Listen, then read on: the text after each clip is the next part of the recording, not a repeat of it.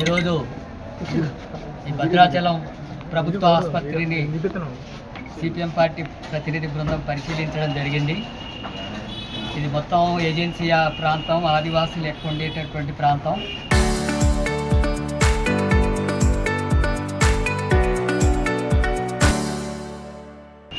అట్లాగే తెలంగాణ, ఆంధ్రప్రదేశ్, ఛత్తీస్గఢ్, ఒరిస్సా రాష్ట్రాల సరిహద్దుల్లో ఉండేటటువంటి హాస్పిటల్ ఇది.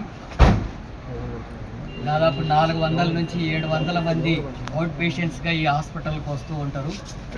వచ్చినటువంటి వాళ్ళలో 80-90% ఆదివాసీలకు సంబంధించినటువంటి ప్రజలే ఈ హాస్పిటల్కి వస్తున్నారు.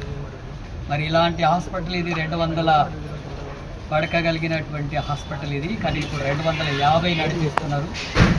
ఇందులో డాక్టర్స్కు సంబంధించినటువంటిది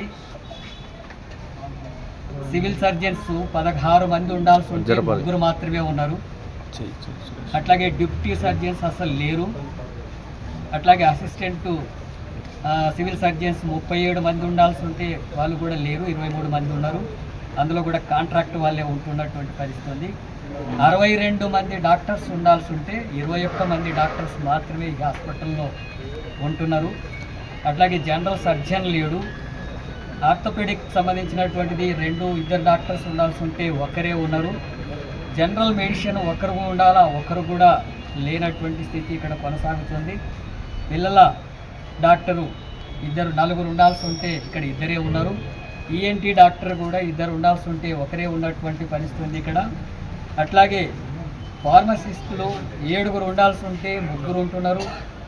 అట్లాగే ల్యాబ్ టెక్నీషియన్స్ 7 ఉండాల్సి ఉంటే 5 ఉన్నారు ఇక్కడ ఈ హాస్పిటల్లో. రేడియాలజిస్టులు అసలు లేనటువంటి పరిస్థితి ఉంది. ఎక్స్రేకి సంబంధించినటువంటి ఇది 6 ఉండాల్సి ఉంటే 3 ఉన్నటువంటి పరిస్థితి ఉంది.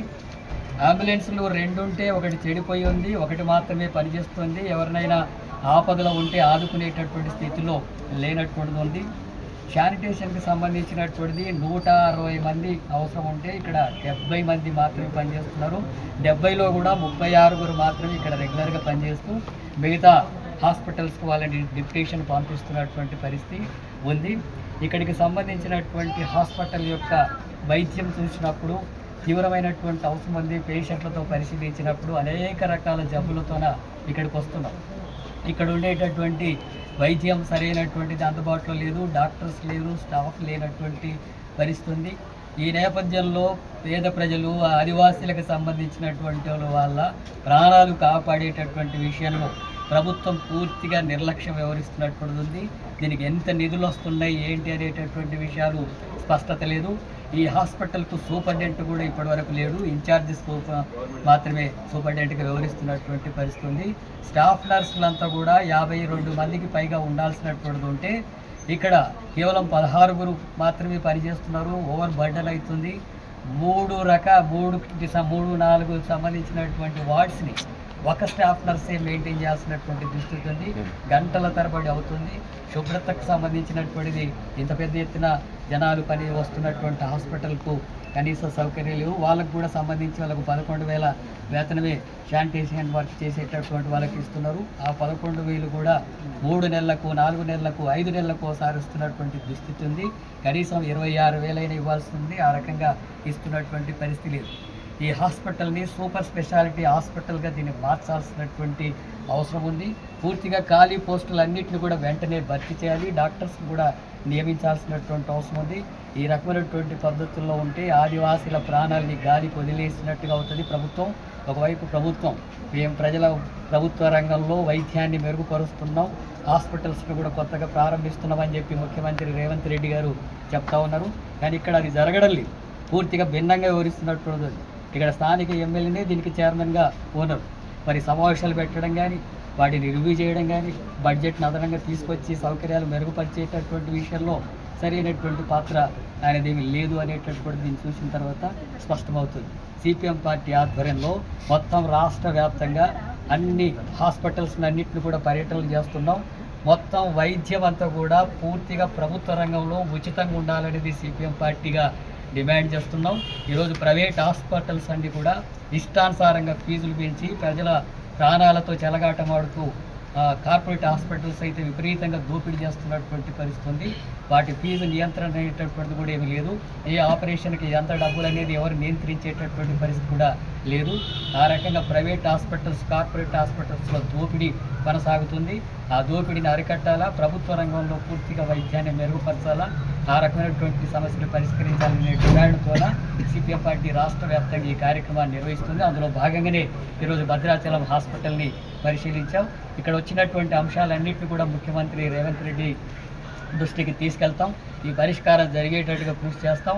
3 నెలలంతా కూడా విద్య, వైద్యం పూర్తిగా ప్రభుత్వ రంగంలో ఉండాలనే అంశం మీద సిపిఎం పార్టీ పర్యటనలు ఇవన్నీ కూడా చేస్తుంది. చివరికి పెద్ద ఎత్తున హైదరాబాద్లో భారీ సభను కూడా నిర్వహించి ప్రభుత్వం మీద ఒత్తిడి తీసుకొచ్చి ఈ సమస్యలు పరిష్కరించడానికి కృషి చేస్తాం.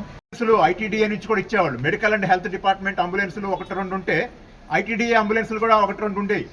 కానీ ఇవాళ ఆ రకమైనటువంటి అసిస్టెన్స్ ఐటీడీఏ నుంచి తగ్గిపోయింది.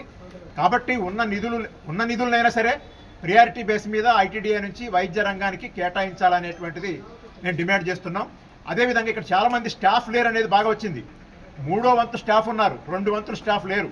దీనికి కారణం ఏంటనేది ఒకటి చూసుకున్నప్పుడు కూడా ఇది మొత్తం ముందు నర్సులు నింపేటప్పుడు కానీ, డాక్టర్లను నింపేటప్పుడు కానీ ఏజెన్సీ ప్రాంతంలో ఉన్న వాళ్ళందరినీ నింపిన తర్వాతనే ప్లెయిన్ ఏరియా వాళ్ళని నింపితే ఆ రకంగా దీనికి ప్రియారిటీ ఇచ్చే అవకాశం ఉంటుంది. లేకపోతే ఎక్కువ మంది ఖమ్మం, హైదరాబాదు లేకపోతే పెద్ద పెద్ద ప్లెయిన్ ఏరియాల్లో, పట్టణాల్లో ఉండటానికి మొగ్గు చూపే అవకాశం ఉంటుంది. కాబట్టి ఏజెన్సీ ప్రాంతాల్లో ముందు పనిచేయాలి డాక్టర్లు కానీ, నర్సులు కానీ అనేటువంటిది నింపాలనేటువంటిది గవర్నమెంట్కి ఉండాలి ఆ చిత్తశుద్ధి. ఆ రకంగా పనిచేయించడానికి సిద్ధపడకపోతే ఈ చివరి ప్రాంతం ఏదైతే ఒక ఒరిస్సా, ఛత్తీస్గఢ్ వైపు, ఒరిస్సా వైపు లేకపోతే ఆంధ్రప్రదేశ్ వైపు బార్డర్లో ఉన్న ఈ ప్రాంతం, ఒక పక్కనేమో అన్ని రాష్ట్రాలకి ఇది ఒక కేంద్రంగా ఉంది.